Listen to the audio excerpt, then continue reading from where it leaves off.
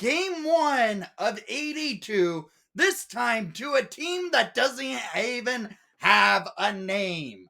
Yes, the Hawks played game 1 of the season in the season opener against a team that doesn't have a name, the Utah Hockey Club, losing it 5-2.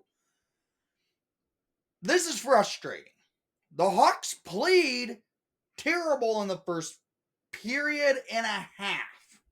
But then everything changed and they were starting to play a lot better. And honestly, frankly, they should have had this game tied late in regulation time. But it doesn't happen that way. They lose it 5-2 in Utah as this game goes final. This was a rough loss. First period of play, 3-7 for shots on goal in favor for Utah. Second period, 11-7 in favor for your Chicago Blackhawks. Third period, 14-12 in favor for your Chicago Blackhawks. Total shots on goal, 28-26 in favor for the Chicago Blackhawks. A big issue in this game, the power play. The Hawks looked horrendous when it came to the special teams for the extra man, as they went 0 for 3 and there was nothing on the ice that looked like an opportunity to score when it came to the power play. Penalty kill, the Hawks were able to kill off 2 penalties of the Utah Hockey Club, so they went 0 for 2 on the. They went 2 for 2 on the PK, but going 0 for 3 on the power play. Are we going to have the same issues as last year when it comes to the power play? If it looked like tonight, yes. But frankly, in the first period, they could have been down 4-0 easily, but they weren't. It comes in the first period of play, though, where it was pretty much all Utah in this game. And as we go into this game, the Hawks get the first shot of the goal, nothing happens. It comes 4:56 into the season. Dylan Gunther scores his first of the night, first of the season, assisted by Kessering and Cooley. A bad turnover, a bad back check for the Hawks from Kurashev's line. It leads to this opportunity for Gunther to score, and, well, it's 1-0 quick into the season. Midway through the period, it remains a lot of pressure by the Utah team where they kept having chances ringing the pipe, but at 13:35 in the first period, Clayton Keller scores his first of the season, assisted by former Blackhawk Nick Schmaltz and Barrett Hayden to make it a 2-0 game for the Utah Hockey Club. The Hawks look bad.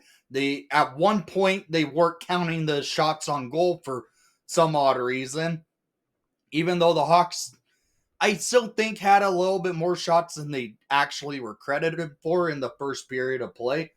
They weren't. They looked bad, and Utah took advantage. But we go into the second period. A fire was lit under the Blackhawks as they come out, guns blazing.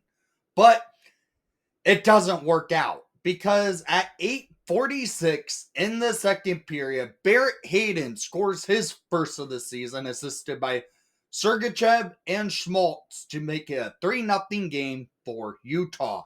This was a tip-in goal up front of the net, a big shot from Sergachev, and in.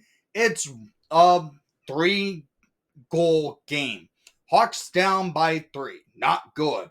Even though they had the better chances coming out in the second period of play.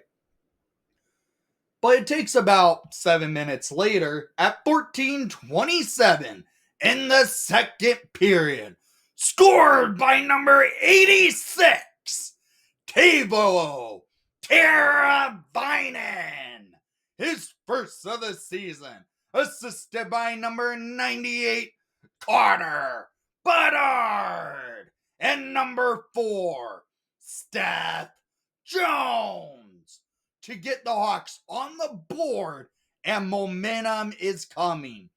But our momentum doesn't work out well because power plays for the Hawks don't come for success because they can't move the puck well. They do the slingshot entry, does not work ever with this team. It hasn't ever, and they lose momentum. So we go into the third period.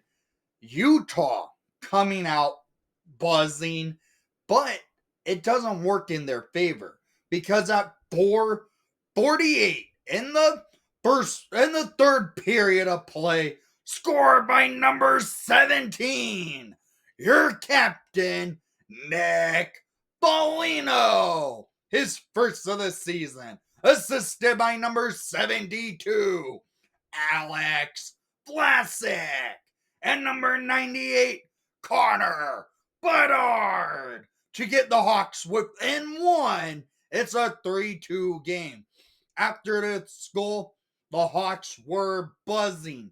They were pressing the Utah No Names Hockey Club, whatever you want to call them, a lot because this goal had the momentum for the Hawks. A great face-off win by Nick Foligno, dropping it over to Bedard, who Bedard then passed it right to Vlasic.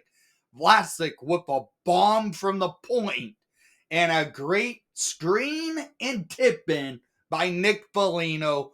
We're within one, and momentum Blackhawks. It comes late in the period. We are having to pull our netminder. Peter Mrazek comes out empty net.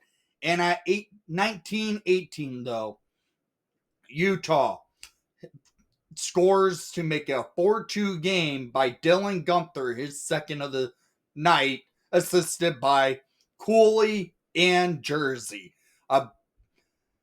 What happens right before this, though, Tyler Bertuzzi nearly buries one to tie the game up to make it a 3-3 game, but the puck comes out off a rebound off the pipe onto the sticks of Utah. Utah sends it down the ice, and Gunther, down by the goal line, puts it in. It's a 4-2 game.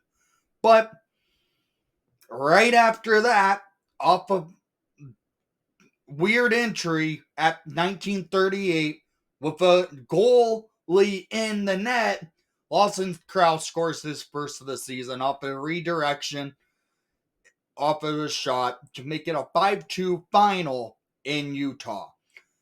Bad finish. This game was much closer than what the score actually says it was. It was frankly,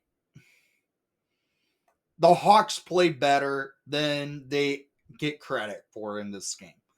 Mrazek, yeah, this was the first game. He didn't look so good comparatively to last year.